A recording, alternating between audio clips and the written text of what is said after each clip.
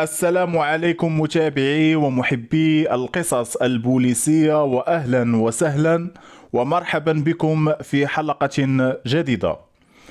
أولا وقبل كل شيء، اللهم صل وسلم وبارك على سيدنا محمد وعلى آله وصحبه أجمعين، وأدعو الله سبحانه وتعالى أن يحفظنا ويحفظكم ويحفظ أبناءنا وأبناءكم من كل سوء وشر.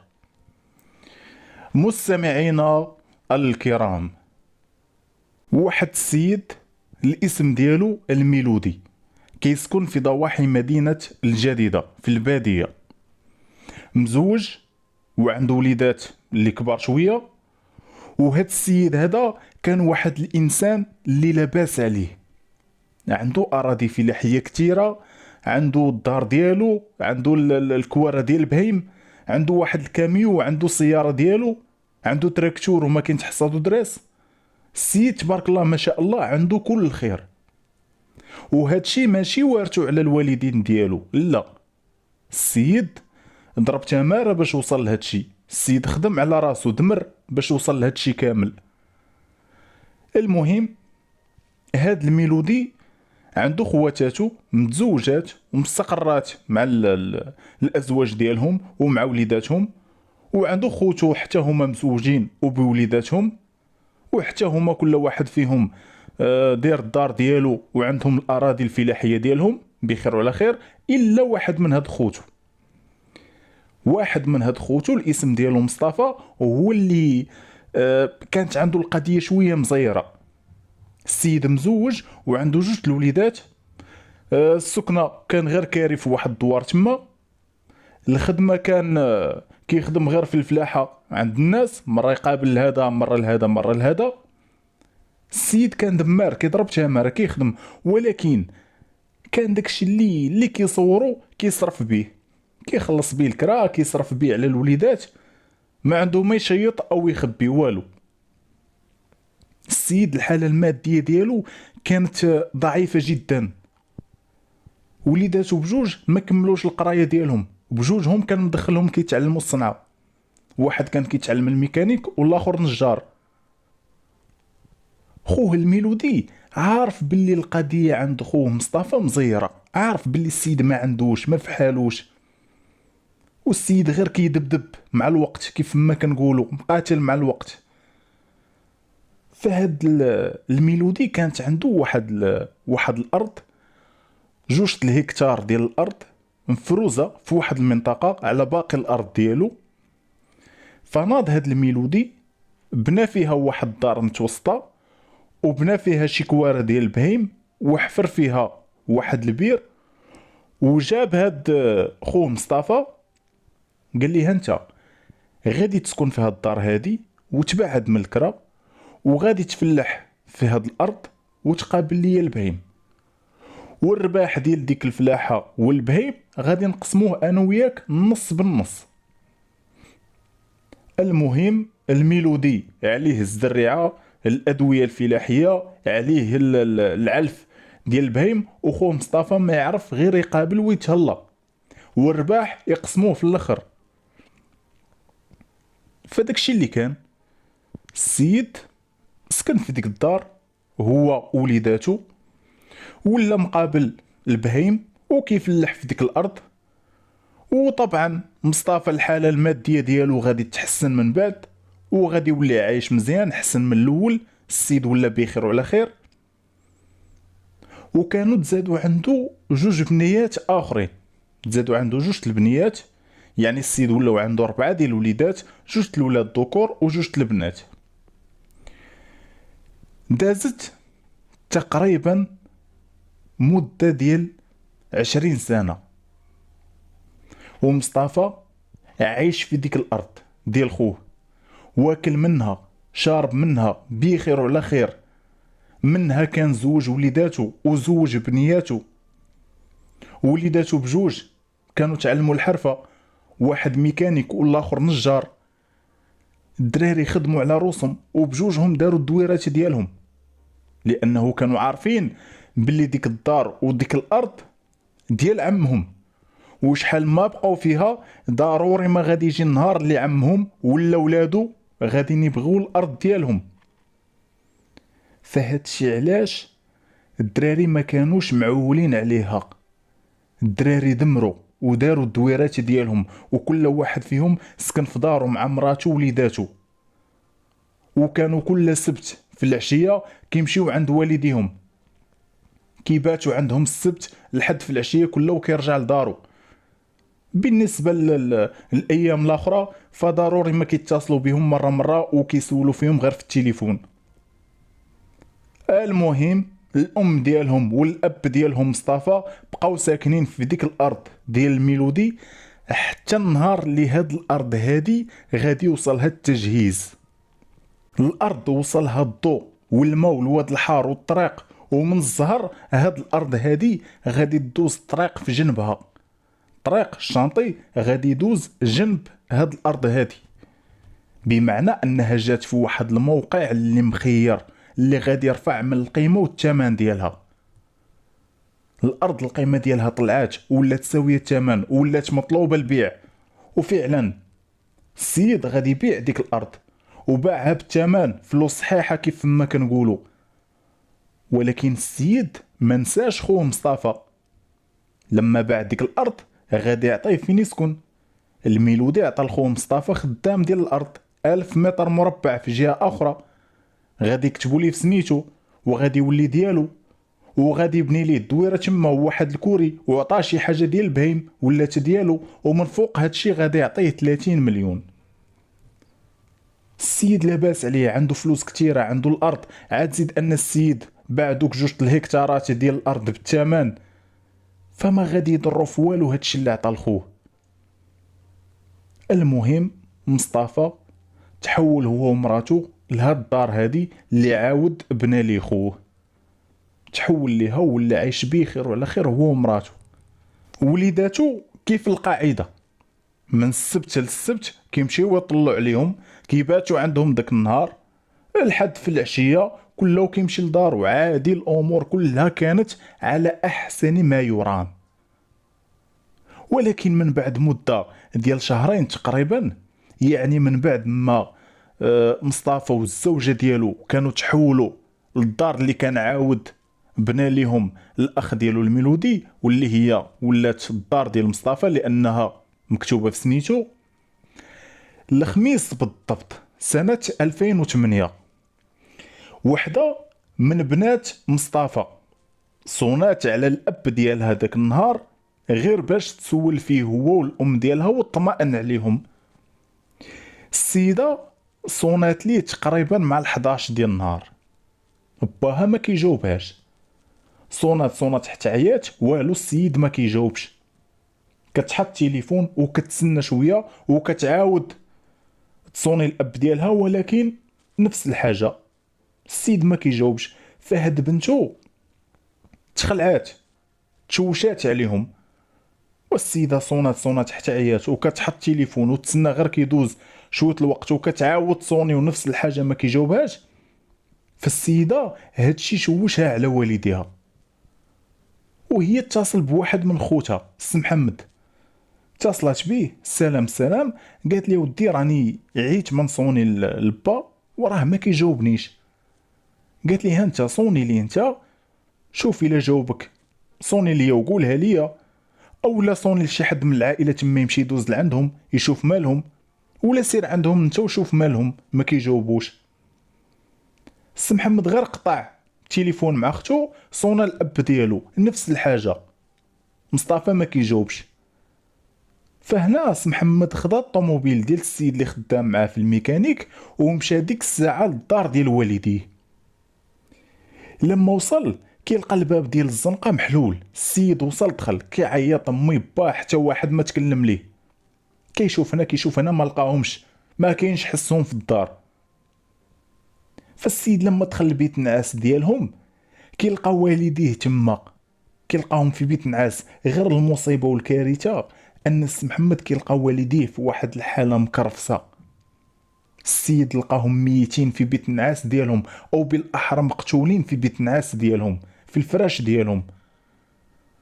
كيلقى الوالدين ديالو عامرين بالدم وحالتهم حاله، وداك الفراش كله عامر بالدم، كله مطلي بالدم.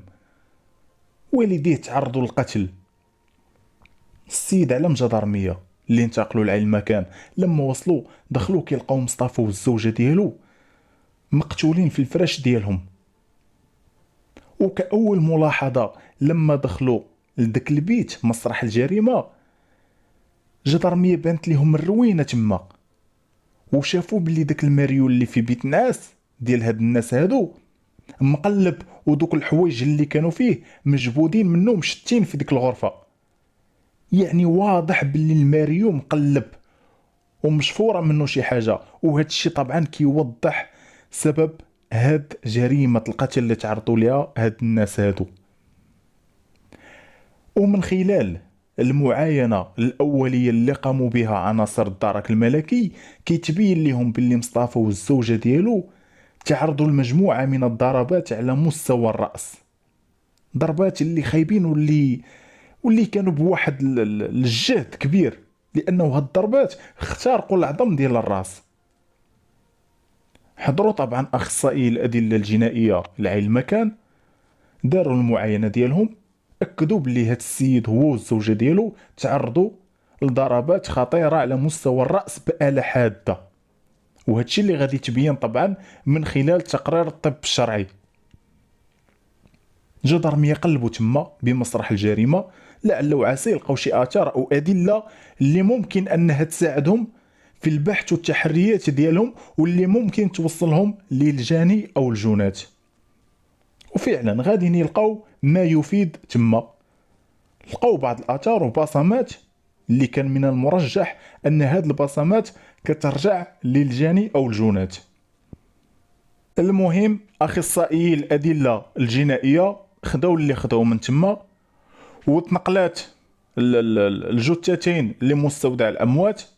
وجدرمية لاحظوا باللي هاد الناس هادو فاللي دخل عليهم وتهجم عليهم ودار فيهم ديك الحالة وسرق اللي سرق، راه ساهل باش يدخل عليهم حتى للدار لداخل، لأنه هاد الدار هادي ديالهم فيها واحد المراح اللي معري من الفوق.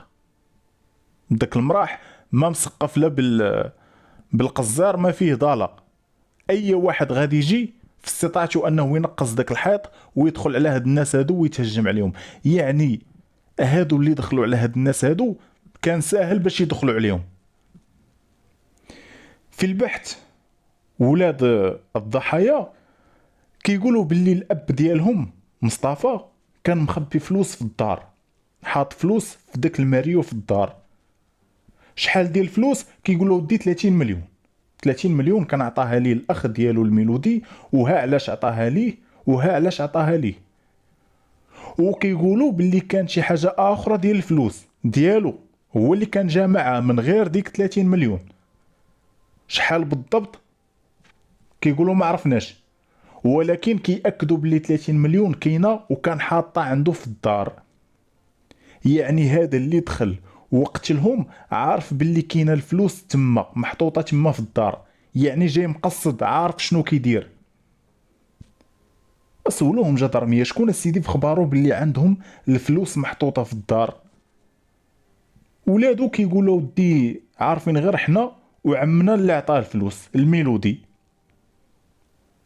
جدرمية جابوا هاد خو الضحيه الميلودي، سولوه علاش انت سيدي عاطي لخوك ديك الفلوس كامله. السيد كيقول لهم انا خويا راه مده طويله، راه سنين، وهو مقابل ليا واحد الارض ومقابل ليا البهيم. وقال لهم لما سهل الله وديك الارض بعتها بالثمن فباش نعوضو، لانه خويا ما كانش عنده الدار عاد زيد كان ضرب معايا تماره، فباش نعوضو عطيتو فين يسكن وعطيتو ديك 30 مليون. وجدر ميسولوه شكون سيدي في خبارو بلي انت عاطي لخوك هاد الفلوس كامله. كيقول لي مودي انا لما عطيتو ديك الفلوس كانت في خباري غير انا وهو وولادو. ولكن هاد الميلودي هذا كيقول لهم باللي مؤخرا شي سيمانه دابا قال لهم كان جا عندي واحد خويا قال لي عطيتي لمصطفى الفلوس لما بعتي الارض، عطيتيه 30 مليون وعطيتيه فين يسكن، عطيني حتى انا كيما عطيتيه هو عطيني انا. وجدرمي يسولوه وشنو درتي مع هاد خوك. السيد كيقول لهم انا قلت ليه داكشي اللي كاين. قلت ليه الاخر راه ضرب معايا تماره وهو اللي كان مقابل ليا الارض والبهايم، وانت شنو درتي معايا باش نعطيك الفلوس؟ وقلت ليه انت عندك ارضك وعندك دارك، اش باغي من عندي انا؟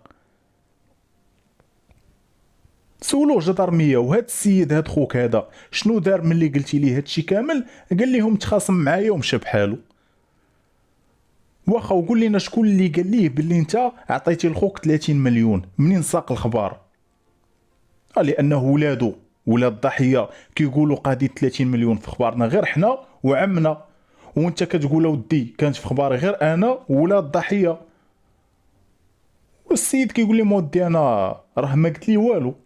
وقال لهم باللي راه حتى ولاد المرحوم ما قالوا لي والو. قال لهم راه خويا الله يرحمه مصطفى هو اللي قال لي شنو كاين، هو اللي قال لي راني عطيتو الفلوس وعطيتو فين يسكن. جدرمي هنا جابوا هاد السيد هذا بحثوا معاه. وانت سيدي مشيتي عند خوك قلتي لي عطيني الفلوس كما عطيتي لفلان وتخاصمتي معاه ومشيتي بحالك، ودازت غير سيمانه حتى تلقى هاد خوك اللي عنده الفلوس تلقى مقتول في دارو هو ومراتو وفلوسه مشفوره. وما يمكنش، واش هادشي كلشي غير صدفه؟ هاد السيد هذا كيحلف وكيعاود كيقول لهم انا هاد خويا ما دخلت ليه لدارو ما اديته ما قربت ليه ما ديت ليه فلوس ما حتى شي حاجه. يعني في البحث معاه السيد بقى ناكر تماما باللي عنده شي علاقه بهاد الجريمه هادي، وباللي هو مستحيل يأدي خوه على قبل الفلوس. جدرمية كانوا جابوا حتى واحد ولده بحثوا معاه كيقول لهم سيدي انا راه ما في خباري لا فلوس لا والو وانا ما عنديش علاقه بهادشي. با حتى هو كيقول لهم انا راني ما قايلش ليه على قضيه الفلوس، ما عمرني ما تكلمت معاه على هاد القضيه هادي. الجريمه ترتكبت في الليل، كيسولوه على حجه الغياب كيقول لهم ودي انا كنت في دارنا ناعس ما عندي فين نمشي. الابناء ديال مصطفى البحث معاهم ما عطى حتى شي نتيجه، ما وصل لوالو. الميلودي وولادو دايرين لاباس وزادوا داروا لاباس لما باعوا ديك الارض، يعني ما محتاجينش ديك 30 مليون. فبقى هاد خو الضحيه الاخر رشيد وولدو عبد الغني ناكرين تماما باللي هما داروا شي حاجه. ولكن لما جا داك التقرير ديال رفع البصمات غادي تبين باللي الدار اللي وقعت فيها الجريمه فيها جوج ديال البصمات واضحين. واحده منهم ديال واحد الولد شاب الاسم ديالو اسم محمد غير من ديك المنطقه تما، والبصمه الثانيه ديال عبد الغني ولد رشيد الاخ ديال الضحيه. جدرمي اعتقلوا هاد اسم محمد وعبد الغني. في البحث وجهوا لهم التهمه وواجهوهم بالادله وكيقولوا لهم البصمات ديالكم بجوج كاينه في الدار وكاينه في الماريو اللي تزات منه الفلوس، راه ما يمكنش تكون البصمه ديالكم في الدار وتقول لي ما عنديش علاقه بالجريمه. ورغم ان الجندارم عرفوا وتوقعوا شنو اللي وقع في هذه القضيه هذه، ولكن باش ياخذوا واحد الاعتراف اللي باين وواضح شدوا داك الدري اسم محمد قالوا ليه هاد عبد الغني راه واخا البصمه ديالو كاينه في الدار فهداك راه ولد خوه، راه كيمشي عند عمو كيدخل عنده للدار كيمشي لعنده الوقت اللي بغا، يعني عادي تكون البصمه ديالو في الدار. انت اللي ما عندك علاقه بهاد العائله هادي والبصمه ديالك لقيناها في الدار، اذا انت اللي قتلتيهم وانت اللي سرقتي الفلوس. السيد ولا كيقول لهم قتلناهم بجوج وبجوج نشفرنا ديك الفلوس. وقال لهم انا راه هاد ولد خو عبد الغني هو اللي جا لعندي وقال لي يا عمي عنده الفلوس في الدار وهو اللي قال لي ندخلوا عليهم، وانا قلت ليه نشفروا نخرجوا بحالنا. هو قال لي لا هي ما درنا والو راه كيعرفونا باش نشفروهم خصنا نفضيو معاهم. وقال لهم فعلا نقزنا الحيط ديال الدار ودخلنا عليهم. عبد الغني قتل عمو بشاقور وانا قتلت السيده مراتو، لانه كنا متفقين باش كل واحد فينا يقتل واحد باش حتى شي واحد فينا ما يقول الاخر راه انت اللي قتلتي. قال لهم قلبنا لقينا ديك الفلوس هزيناها وخرجنا. اللي لقاو في الماريو 35 مليون ونص هزوها وخرجوا.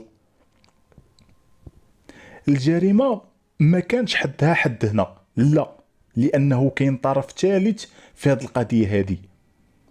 عبد الغني في الاعترافات ديالو كيقول باللي باه هو اللي قال لي على الموضوع ديال الفلوس، هو اللي حرضو وقال لي سير دخل على عمك ومراته وشفر لهم ديك الفلوس، علاش يدوها بارده.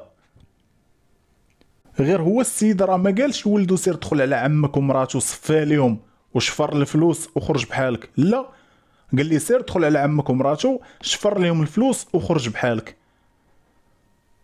الجدرمية جابوا هاد باه رشيد اعترف، قال لهم انا فعلا قلت لولدي سير دخل على عمك ومراته شفر لهم الفلوس وخرج، وقال لهم انا ما في خباريش باللي غادي يقتلهم، ولكن من اللي وقع اللي وقع قال لهم انا ما بقيتش قديت نقول والو، لانه الا قلت شي حاجه غادي نمشي للحبس، وكانه دابا غادي يديو العمره. اعترفوا هاد المجرمين بثلاثه بالجرائم ديالهم، سواء اللي محرض على الجريمه واللي تستر عليها وتستر على المجرمين، او اللي نفذوا عمليه القتل والسرقه. تقدموا للمحاكمه وتحكم على سي محمد وعبد الغني بالسجن المؤبد، وتحكم على رشيد ب20 سنه، ليس فقط لمجرد التحريض بل لما آلت اليه الامور وهو جريمه قتل بشعه. على اي مستمعينا الكرام، كانت هذه هي النهايه ديال هذه الحلقه. كنتمنى انني نكون وصلت لكم جميع تفاصيل هذا المسطره بوضوح، ونتلاقاو في حلقه جديده ان شاء الله. شكرا لكم مشاهدينا الاوفياء، احبكم في الله، والسلام عليكم ورحمه الله تعالى وبركاته.